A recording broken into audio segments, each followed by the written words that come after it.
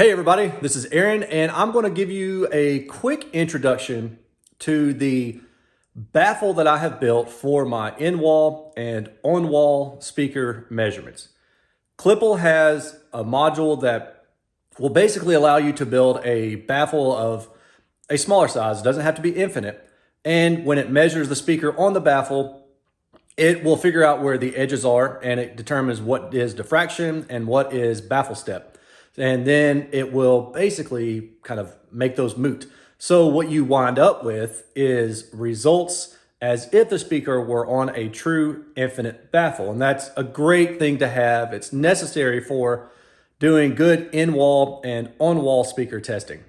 So I'm going to walk you through a little bit about the baffle that I have built, and then I'll just use this as a reference for anybody who has any future questions. Now, this baffle that I have built is a modular design, and basically I call it kind of like a casket almost. I've took some MDF on the bottom down here, and then I've got some 1x6s, and I've got some center to center spacing, which is about 16 inches. So that's a standard in the United States for standard stud wall placement. Then on the top, I've got 3 different pieces. So I've made this design to be modular. That way it's easy for me to set up here, because all in one piece would just be practically impossible, right? So this wing right here will screw into this right here. And then the centerpiece screws into the main stud wall area. And then I've got this other wing. So these wings basically just allow me to have a larger baffle. Now the baffle diameter is about 4 feet.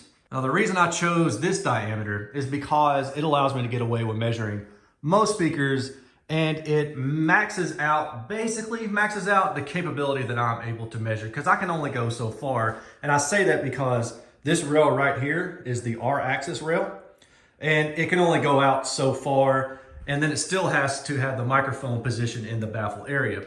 And that works out to be just around 4 feet for my particular setup. Now, if you have a different setup, somebody else has a different near field scanner setup, then maybe they can play around with it and get a different maximum length. But that's where I'm at for this. It's about 4 foot. So I am going to be limited in size by the speakers that I test, or I should say I'll be limited in size by the radius that I'm able to operate around. Underneath, I have the speaker, what I'm calling the casket here, attached via T-nuts and some Allen heads from the stand and up through the casket. And then I will take this middle piece out, and I'll show you what the inside looks like. Oh yes, and if you're wondering, I added some foam to this microphone boom underneath, because I was wondering if I would get some kind of reflections off of the microphone boom into the microphone itself. But I'll tell you this, I did some A/B testing, and it didn't even change anything. If it did, it was so minor that I couldn't tell you that it was caused by the microphone boom. So right now it's on here, but in future tests, it won't be on there. Okay, so I took out the speaker that I had. Actually, it's kind of sitting over here now. And you can see, why I made this modular, right? Because the centerpiece is just for the speaker that I want to connect in there.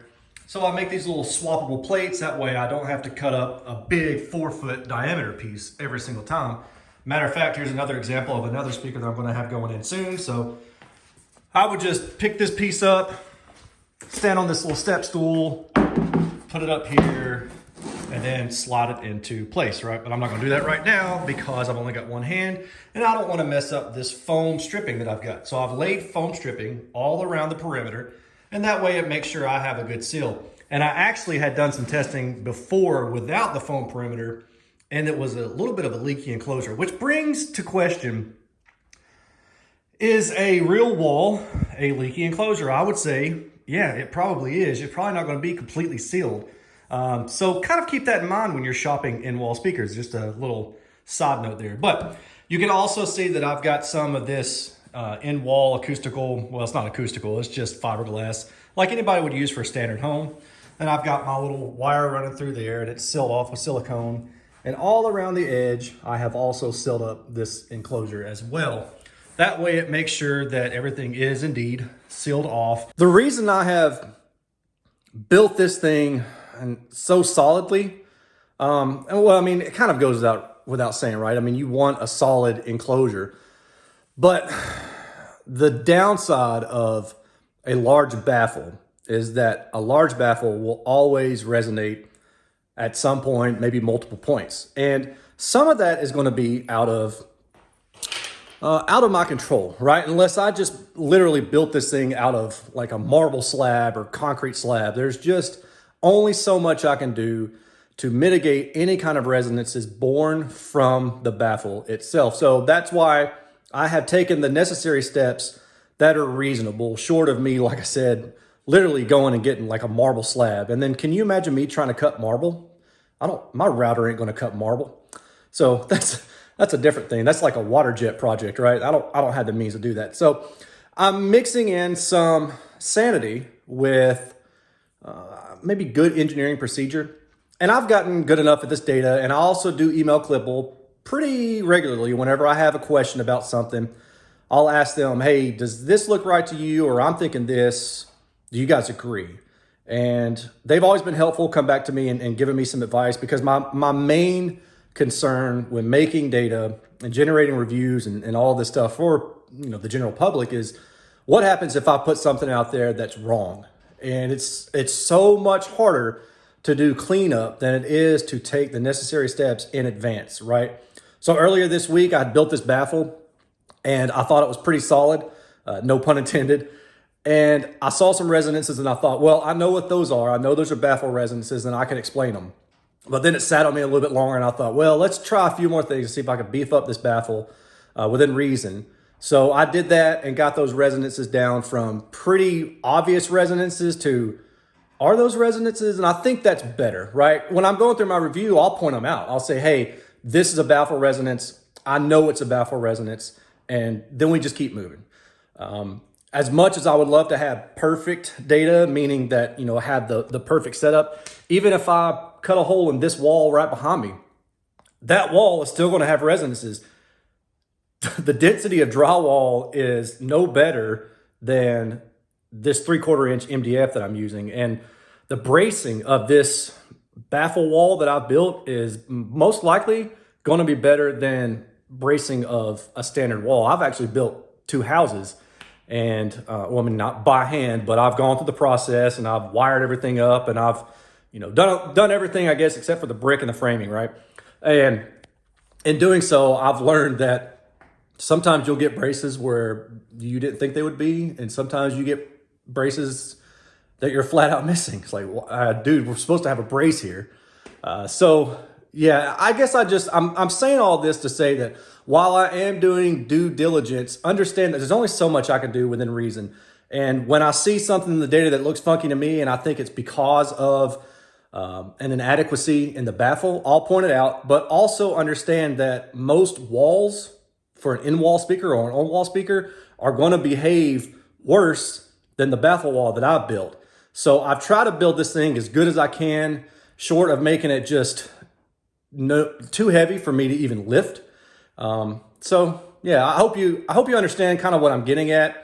And again, it's kind of good engineering judgment is what we're going to have to use when we see things that kind of go, is that the speaker? But then also the easy thing to do is if I see a resonance, then I take the speaker out and test it free air. And if the resonance is there, then it's still the speaker, right? So these are kind of easy things to identify. I will identify them, but I just really want to make sure that people understand all those little caveats that go into a project like this. You can't just throw a piece of wood up on the stand, measure it, throw it out there in the public and say, all right, here it is. I'm done. On to the next thing. Like that's just not good practice. And I'm trying to do my best to avoid running into issues like that, or avoid running into issues that will come down the line when people say, well, Erin didn't do this, or he, pardon my French, but he half-assed it on this project. What makes you think he won't do the same thing for this other project? I just want everybody to know that I work really, really, really, really hard at making sure I'm providing you with the best data that I possibly can. And at the end of the day, I want to be able to sleep and say, all right, yeah, I trust this data, and we're able to explain some things that maybe don't look quite right. But yeah, that's it. Kind of one more last round. Check out the little baffle wall here. I'm pretty excited about it. I've already measured this JBL SCL6, and I've got a couple more. I think one's on the way. I'm actually about to take it down now because I've got to measure some regular speakers, and then I'll have to put it back up next week when the other in-wall speakers come in for me to review. And that's kind of a process because I have to recalibrate the microphone positioning, because right now it's pointing down, but for regular speakers, it's pointing straight out, right? So every time I change the microphone orientation, I have to recalibrate it. And it's like maybe a 10-minute process. It's not a huge deal, but I try to avoid it when I can. So next time I do some Baffle wall speaker measurements, I'm going to wait until I get like 3 or 4 or 5 of them in and test them all at the same time. Anyway, I've rambled on enough. Hope you appreciate it. Hope you learned something. And yeah, we'll see y'all on the flip side. Peace.